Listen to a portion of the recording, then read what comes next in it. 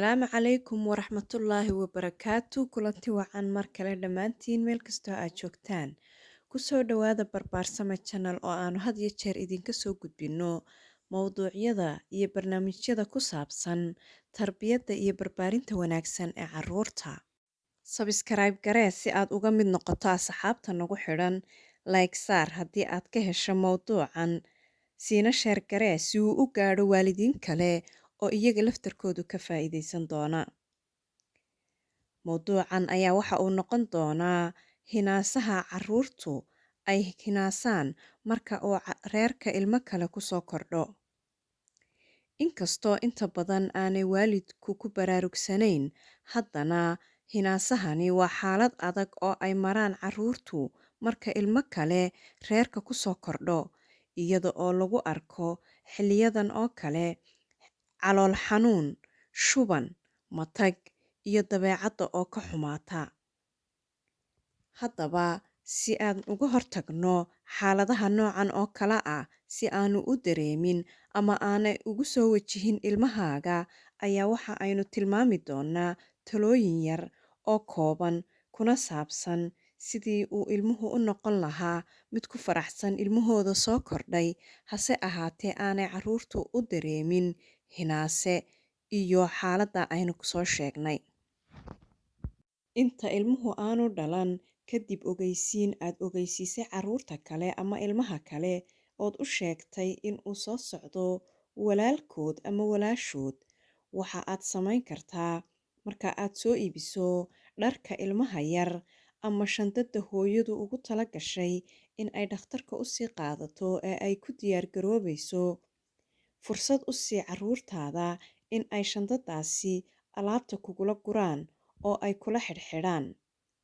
Taasi ayaa waxa ay noqonaysaa diyaargarow hor leh oo ay u sii diyaargaroobaan niyad ahaan iyo maskax ahaanba inuu soo socdo ilmo kale.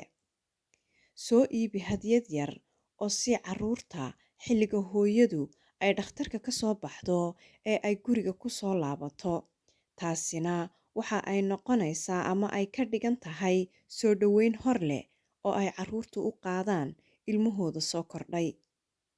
Tallaabada kale ayaa waxa ay noqonaysaa iyada oo aan carruurta loo muujinin karah, sida marka ilmuhu kaa seexdo oo kale ama uu ilmuhu hurdo oo kale, iyaguna ay ciyaaraan isla markaana ay dhawaaqa kor u qaadaan iyada oo aan lagu odhanin naga aamusa ilmihii baa noo hurde.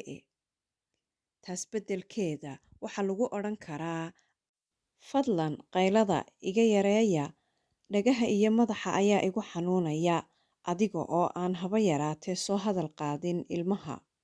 Sidaasina waxa aad ku xallin kartaa qayladii iyo hadalkii aad diidanayd inuu ilmuhu kaa soo tooso, adiga oo aan carruurta kala dareensiin.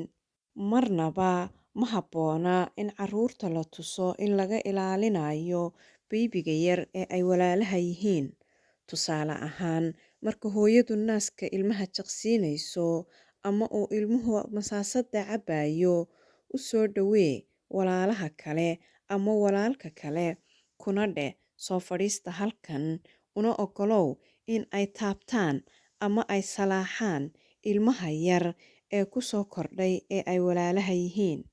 Sidoo kale, marka aad dhar loo gelinayo ama hooyada ama aabbuhu dhar u xidhaya ilmaha yar, u oggolow in ay iyaguna kuula xidhi karaan dharkaasi, adiga oo gacanta soo qabanaya kuna odhanaya marada u soo geli, ama lugaha inta aad u bannayso iyagu ay isku dayayaan in ay surwaalka lugta geliyaan oo kale.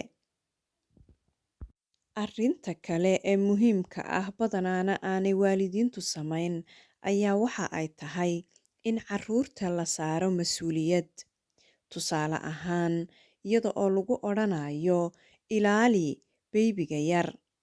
Lagama wado in badan lagaga maqnaado, laakiinse marka qofka ilmaha yar haya, aabbaha ama hooyadu, tusaale ahaan uu suuliga galo oo kale, wuxuu odhan karaa sii ilaali walaalka ama walaasha.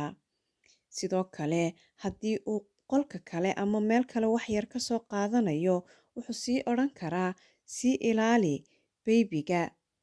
Sidaasi darteed, ilmahaasi waxa uu dareemayaa da'du doono ha jire in uu yahay mas-uul isagu ilaalinaya ilmahan yar oo lagaga tegay, mana dhici karto inta badan in uu waxyeelo.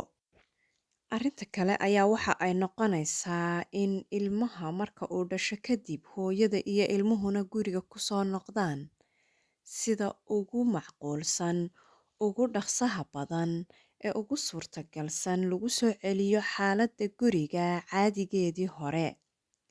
Taasi oo noloshii carruurta kale sidii caadiga ahayd dib loo bilaabo. Tusaale ahaan, sida inaan la odhanin maanta baybiga ayaan halkaasi geynayaa ama dhakhtar, markaa kuma geyn kara adiga isboortigaagii.